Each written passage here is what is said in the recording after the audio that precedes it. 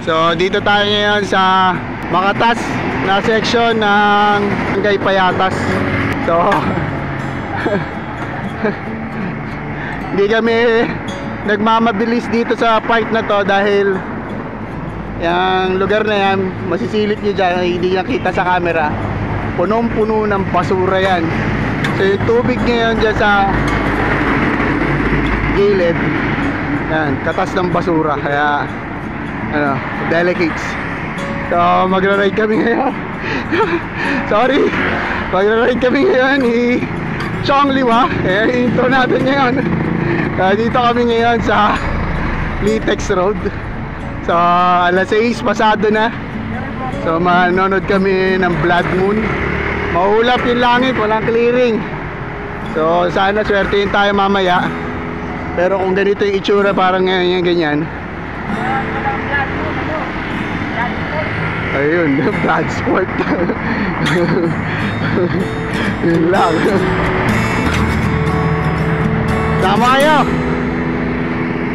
Shoutout sa mga nasa labas ngayon na nagbabike.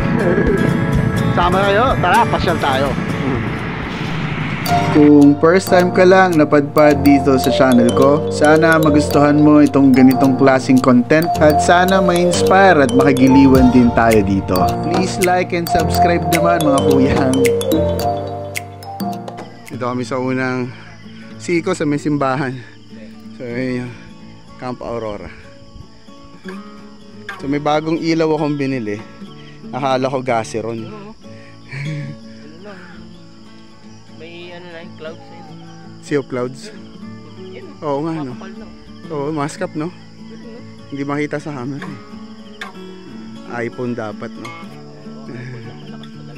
Penad kasi, busy. Oo nga eh.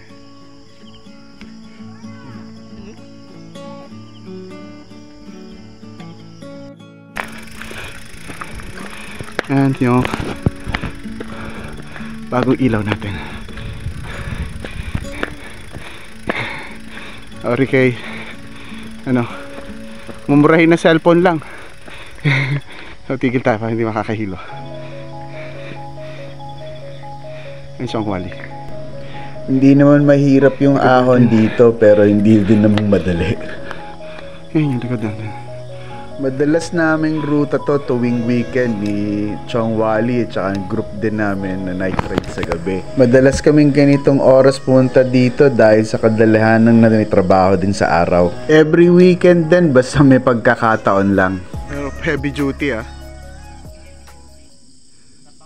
Oo.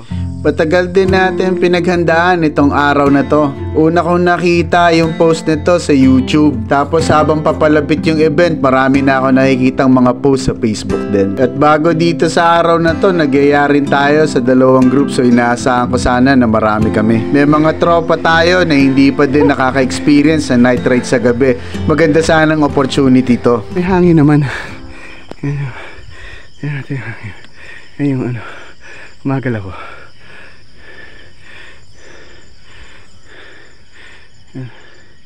So may hangin, pero hirap huminga. Medyo talagang liblib na lugar tong Makaingala. Signal dito pasulpot-sulpot lang. At bibihira lang din yung mga tao na makakasalimuha mo pag nandito ka. Pero ganun pa man, kalmado at payapa ang paligid. Kumukumpas ang tunog ng mga insekto at maliliit na hayop na nabubuhay sa ganitong oras sa paligid.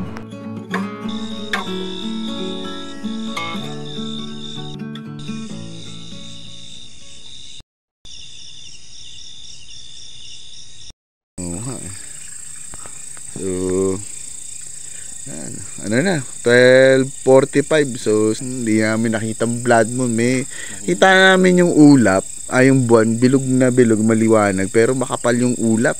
At tingin namin, nagre-reflect sa ulap yung nakikita namin. Hindi nakikita yung reflection ng mundo sa buwan. Kaya, yung yellow yung nakikita namin, hindi yung red.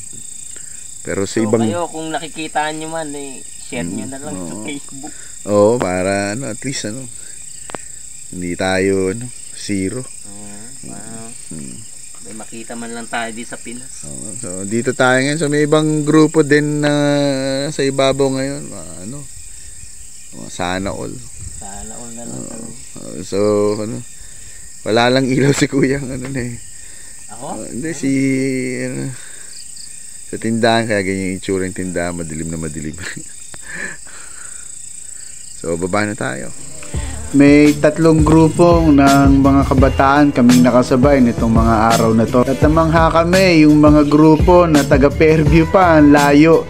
Nag-commute lang sila at nilakad nila yung paakyat. Espesyal itong araw na to dahil iniisip nila na makikita nila yung phenomenal na blood moon dito sa espesyal na lugar sa makaingalan, ang Mount Oro. Gusto sana tayo na dumadaan ka eh.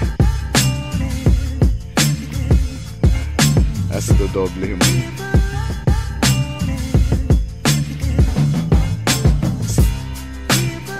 dalawa din, no? Isa sa ulo para kung sumablay itong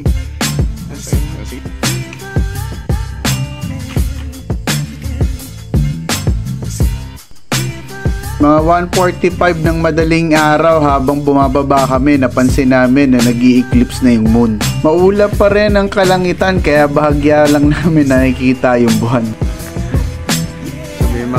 Mukhang may mga campers dito, may sasakyan. Unti-unting kinakain na madilim na bahagi yung liwanag ng buwan. Hindi kami makapaniwala na ito na pala yung eclipse na hinihintay namin dalawa. Yung unti-unting nawawala yung liwanag. Hindi namin maaninag yung kulay pula, pero sa aking memorya ngayon, yun na yung pala yung blood moon na hinihintay namin. Dito na kami ni Chong Wally, malapit sa Metro Manila. Dismayado kami.